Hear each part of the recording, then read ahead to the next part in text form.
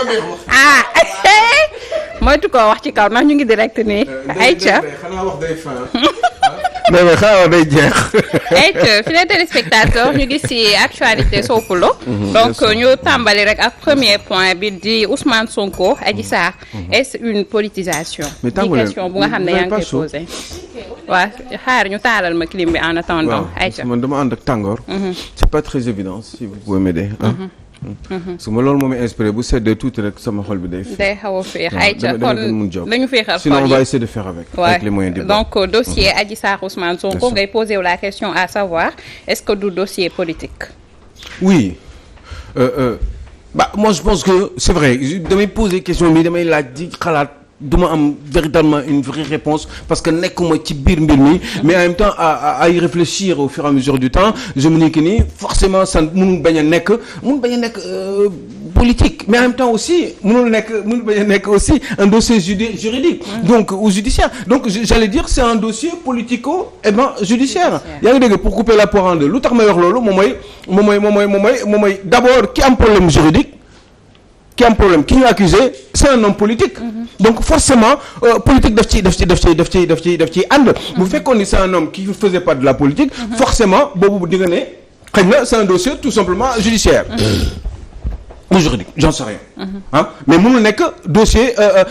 il faut que politique mu rax ci c'est d'une évidence c'est tax may wax loolu parce que la semaine dernière j'ai suivi avec beaucoup d'attention justement tout ce qui a été dit justement par le leader du PASTEF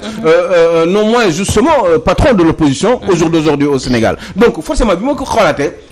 ma commencé à réfléchir comment il parlait en tout cas dama gis ni dafa pousse waxtaan bi toujours ci wàllum justice du ci wax day insister toujours ci côté politique bi parce que dafa wax benn mot boo xam ne dama dégg Sénégalais yëpp di ko wax lu bari moom Ousmane Sonko mooy complot j'avais envie de sursauter parce que j'étais en train de me demander mais véritablement lan mooy complot c'est quoi une définition du mot complot d'accord mooy complot je pense que complot c'est un acte boo xam ne la dañ koy c'est un acte ourdi au départ acte bu ñuy au départ pour nasaxal pour def dara maanaam ourdi mooy lu ñuy nas ca njëlbeen loo xam ne dañ ko nas ci au départ pour fexeel wala en tout cas indi ay pexe par rapport à quelqu'un lu ñuy nas donc complot mooy lu ñuy nas ca njëlbeen loo xam ne dañ koy teg créer ko ca njëlbeen à la base nasaxal kenn pour x raison mun na benn sax pour autre chose yaa ngi dégg donc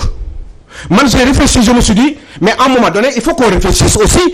parce que Sénégalais comme dañuy wax ak ñoom il faut ñu waxtaan xool exactement est-ce que mën nañ ko wax complot pour Sénégalais yi déglu moi j'ai toujours pensé que ni c'était pas vrai et au fur et à mesure du temps je me dis que ni lii mënul nekk complot peut-être c'est normal et encore même c'est véritablement mais c'est une saisine d'opportunité. D'accord. Parce que finalement coow jib na sa adversaire am na benn faiblesse mais da nga koy jéem a daaneel ci faiblesse boobu et vice versa parce que état bi aussi bu amee problème ci ay faiblesse am ay difficultés quelque part mais opposition bi parce que leur rôle ñoom kenn ki toog ci nguur gi day bëgg continuer di toog ci nguur gi. ki nekk ci opposition bi day bëgg. ñëw ci nguur gi. donc forcément dañuy jéem a déployer toute réflexion ou toute stratégie possible et imaginable. Pas forcément, peut-être légal certainement, mais pas forcément de bonne moralité,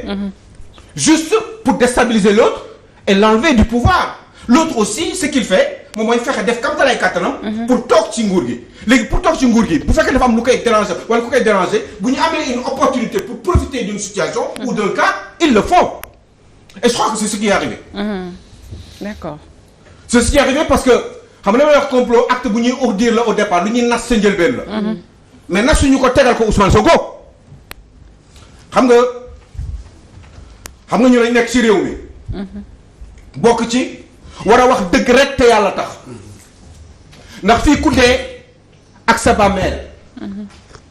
te moi quand je dis que ce n'est pas un complot c'est parce que dama xam ne complot ci turu sénégalais yi il faut ñu leeral leen lan mooy complot mooy lu ñuy préparer nas ko ci njëlbeen pour daan Fatima Kidé parce que ñoom ñoo xam lan moo tax fii je pense que ni pour détruire nit ki la politiquement la donc loolu mooy complot. loolu mooy complot waaye bii ñoom nasuñu ko. mais nasuñu ko parce que Ousmane Sonko dafa doon jóg di dem fi mu war a dem pour x raison. loolu tribunal moo koy lijjanti loolu ñun suñoo nekku ci mais il est parti quand même de son propre gré moom moo jóg dem foofu peut-être gars yi ils ont profité de cette opportunité là déglu leen bu baax li ma leen di wax parce que moi j'ai besoin d'être tranquille avec ma conscience dama bëgg di nelaw man di tranquille yàlla noonu la bindee je ne pense pas que ni amoon naa dinaa changer waat mënatu ko parce que yariñ bi la ndax quand il y a un problème je réfléchis en profondeur et j'essaie de voir la vérité et de l'exposer aux Sénégalais qui m'écoutent parce que nag dëgg rek te yàlla tax Ousmane Sonko kenn yóbbu ko fa rek moo fa demal boppam il a expliqué pourquoi jusqu'à preuve du contraire on peut comprendre lan moo tax mu dem fa parce que wax na ko donc tribunal rek moo mën a lijjanti problème boobu parce que moi ça me gêne beaucoup ñëpp ci àdduna bi di tam Adji Sarr dëmm parce que jigéen la et ça me fait beaucoup de mal parce que xam nga lu tax ma ne leen caga si boppam sax boo amee problème dañ ko war a dimbali caga boo amee problème dañ ko war a dimbali on n'a pas le droit ñu ne diw la woon rek ci salon de massage la nekkoon salon de massage dañ ko bàyyi Sénégal la prostitution au Sénégal est autorisée kon ku nekk ak sa bopp ku nekk sa diggante ak yàlla donc monsieur Ousmane Sonko est parti de son propre gré dans cet endroit-là li mu expliqué leer na lu tax loolu tribunal nañ ko lijjanti Adji Sarr li mu wax leer na donc tribunal nañ ko lijjanti mais man ça me gêne beaucoup que tout le monde pense que ni Adji Sarr dëmm la moi ça me gêne en tant que nit bu am ay rak am yaay am machin ku nekk mun nga nekk ci situation yu difficile yi doo xam parce que ku nekk ak ni nga juddoo ak say famille ak li nga am ak li nga dundee foofu ak li nga yor ak say difficultés de vie quotidienne moo leen di dugal peut-être béréb yu nekk kenn du xam parce que xam nga gis nga genre Sweet Beauté yooyu ñu bari dem nañ fa te kenn jàppu leen ñu bari dem nañ fa aussi te kenn faalewu leen ñu bari dem nañ fa te kenn toppatoowu leen parce que sans doute intérêt amul ñu leen di faale waaye problème moom mooy Ousmane Sonko intérêt la ñu koy faale surtout ñu jàkkaarloo moom bëgg koo faagagal donc c'était à lui de se méfier parce que Sweet Beauté on sait très bien que dans ces genres d'endroits là ce n'est pas pour un massage véritablement ku waxul loolu te nga xam ne da ngay dee ñu dem ku wax loolu rek te ku waxul loolu te muy dëgg xam nan moo xew ci béréb yi demee noonu mu bari fi loolu am fi di continuer di am ba tey ñu bari dem fi ci Sénégal ñu bari fay dem ñenn homme religieux yi sax dañu fay dem oui akulaay taala ndax man bu may wax damay xalaat ni je vais mourir donc je vais être tranquille donc il faut qu'on se dise la vérité dans ces endroits-là il y a beaucoup de gens qui y allaient am na ñoo xam ne bu ñu fa demee xëy na sax Babacar bu fa demee moom on s'en fout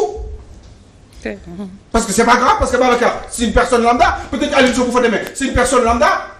c'est un Sénégalais lambda mais am na ñoo xam ne bu ñu fa demee dañuy làqatu rëcc wala ñu làqatu ñu jàppale yollee ko dégg leen wax li may wax làqatu rëcc wala làqatu ñu jàppale il se trouve que ils ont saisi cette opportunité-là bi nga xam ne dañ fa doon gis Ousmane Sonko ñu profité ci tam ko dem moom tamit parce que ils se disent certainement à la guerre comme à la guerre imaginez bien si c'était le président Macky Sall wala un ministre de la République wala une personnalité dans le pouvoir bu ñu gisoon Sweet Beauté wala dans ces endroits-là ngeen def ne opposition bi du ko exploiter waaw wala déet akulaay taal c'est vrai dinañ ci profité wala duñ ci profité donc moi je pense que ce n'est pas un complot c'est simplement une saisine d'opportunité il faut que le garçon en l'occurrence se charge d'assumer ses responsabilités et d'essayer de s'en sortir politiquement et juridiquement. ayca Aliou Sow mu nekkoon benn premier point bi nga xamante ne waroon nañ cee waxtaan. du coup j'ai chaud hein. waaye ñu taal ñu këfin gi ah ayca donc ñu dem ci guerre Ukraine bi donc Aliou Sow mu benn jamono ji yaa ngi am benn inquiétude comme quoi Sénégal est-ce que du dem ba mujjee ci famine ndax ku ne xam na ni que blé bi et tout dañuy dépendant ci réew yooyu de. Russie Fédération de Russie Ukraine ñooy boole ñoom ci lu ñuy ci wàllum agriculture. pratiquement àdduna bi lu ci bari ñoo koy def. notamment produit yi nga xam ne ñu bari dañ ko soxla ci réew mi. maa ngi xalaat le blé. bi nga xam ne moom la ñu defaree farine moom la ñu defaree mburu moom la ñu defaree yu baree bari yoo xam ne mi ngi ci réew mi. ñu soxla ko ca béréb yooyu lay jógee. gaz bi aussi hydrocarbure parce que ñun suñu yëf matagul. dañu nekk di lijjanti pour yi ñu yor ci ay teen ñu mën ko jëriñoo ba pare di ci jaay mais tollooguñ situation boobu te gaw ma ni dina pare léegi avant 2024. donc forcément Macron ak waa Union européenne ñi ngi naan ak guerre Russie bi nii bu continuer parce que Poutine a dit qu'il a la capacité de tenir le coup pendant 2 ans ci guerre bi te dara du ko jot sans commencer di xalaat sax naan day am ay problème Poutine est en train de demander à la Chine mu jàppale ko parce que ñëpp xam nañ ni Chine Poutine la gën a jege que l'Occident maanaam l'OTAN organisation du traité de l'Atlantique Nord. Donc forcément foofu war nañu bàyyi xel ni peut-être que ça pourrait tenir sur le long terme au moins sur le moyen terme et mun na indi ay difficultés ici en Afrique en général et au Sénégal en particulier donc forcément alerte bi ñuy commencer di def mooy mun nañu am ay difficultés yu bari de vie par rapport ak yi nga xam ne ñun dañ ko soxla parce que on est des pays qui sont hyper je ne dis pas dépendants tout simplement mais hyper dépendants parce que lu bari dañ ko soxla ci réew mi donc l'alerte a été faite dans le monde ñu bàyyi ci xel il me semble que ci wàllum agriculture Macky Sall yokk na mbir mi politique agricole bi mu doon def 10 milliards ou je sais plus quoi par an yokk na ko passé na ko de 10 à 70 milliards certainement pour anticiper sur les difficultés ultérieures qui pourraient arriver dans ce pays et même en Afrique en général donc ça va poser un gros problème et qu'est-ce qui va se passer est-ce que ñun dinañu mën a tenir le coup malgré quelques actes d'anticipation yi nga xam ne moom le président Macky Sall commencé di teg est-ce que loolu dina doy pour que ñu mën a am tranquillité bu guerre bi gënee pousse parce que apparemment Poutine n'est pas prêt à lâcher l'affaire. Donc ça pourrait être très compliqué ñu sóoraale ko sénégalais xam ni lii mën na fi am mën na am te coow mën na jib. donc daal nañu yàlla dimbali ba guerre bi mu taxaw un petit peu j'allais dire même assez rapidement. pour que le monde puisse retrouver son équilibre dans le temps. et que ñu mën a dund normalement. ba ilaa yow mi diini maanaam yàlla fi muy retourner adduna bi. suuf si ndax dana ma sa am. amul benn alternative. ba alternative mooy nga jël ñebe bi par exemple nga jël dugub bi waaye problème moom mooy yooyu boo ko bëggoon defar léegi nii sur le temps nii il faut beaucoup de temps parce que ñun amuñu ndox bu doy ndox bi mi ngi fii waaye mënuñu ko utiliser assez normalement pour que ñu mën ko saaw ci réew mi pour que ñu mën di def culture noor ak nawet mënuñu lekk normalement mënuñu yu bari dañ koy comment dire dañ koy importer bitim réew donc forcément pour mën a lijjanti loolu je suis sûr que même sans la guerre on aurait encore ay autosuffisance en un mot mënuñu ko am ñun sur les 10 prochaines années parce que tout simplement le rythme avec lequel on est en train de travailler rythme boobu dafa yéex ba nga xam ne des fois on se demande est-ce que les priorités parce que foofu le problème amee justement parce que finalement entre un stade de 154 milliards et justement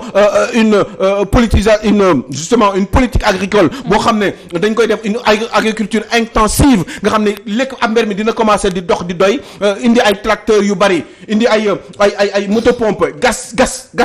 réew mi gas nappe phréatique bi ndox bi di génn ñuy bay noor di bay nawet lépp nekk fi gerte beeg tout li nga xam dañ ko soxla mun nañ ko def ci réew mi parce que am nañu ndox am nañu naaj am nañu soleil pour am même sax bañ a utiliser pétrole bi mais di utiliser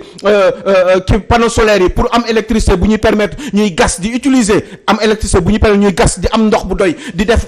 kiiwu noor ak nawet bayu noor ak nawet loolu yëpp mën na nekk mais problème moom mooy est-ce que y a une politique sérieuse pour le faire ou est-ce que s'il y a une politique sérieuse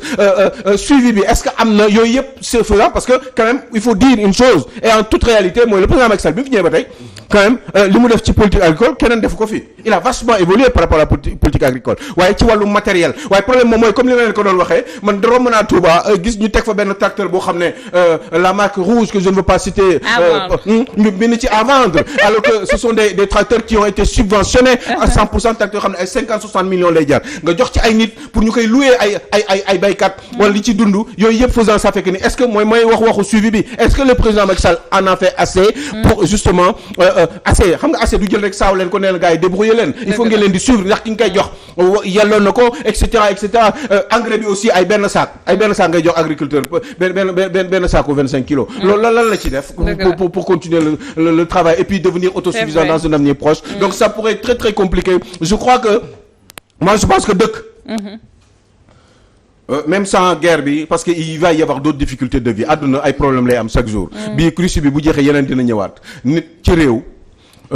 il faut que li ngeen war a njëkk def mooy ngeen fexe def seen kamlaay kan ba ngeen mën a dundal seen bopp ba ngeen mën a fajal seen bopp ba ngeen mën a jàngal seen doom yi ba pare ngeen di indi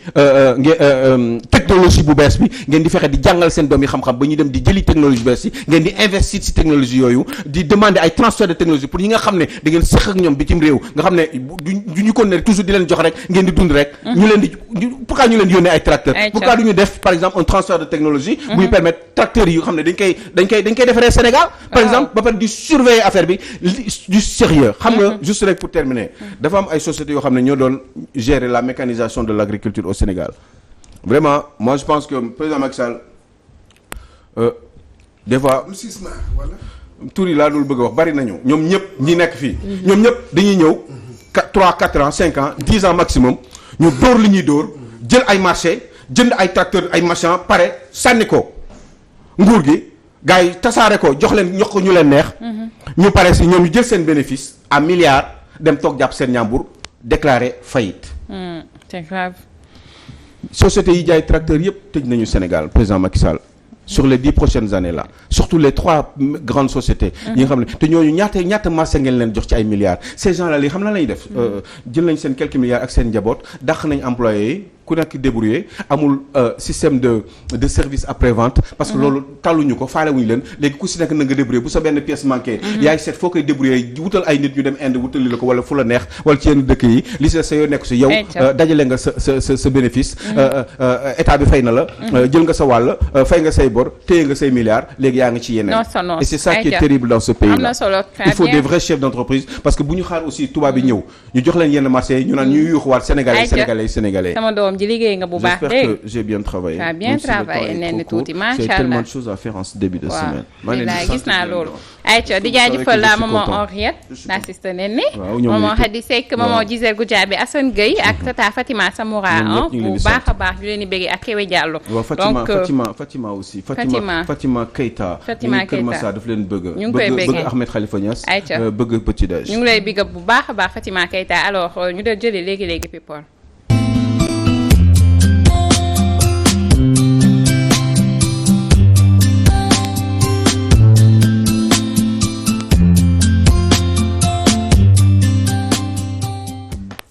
alors def yi wax yi ku def ku wax yooyu yëpp nga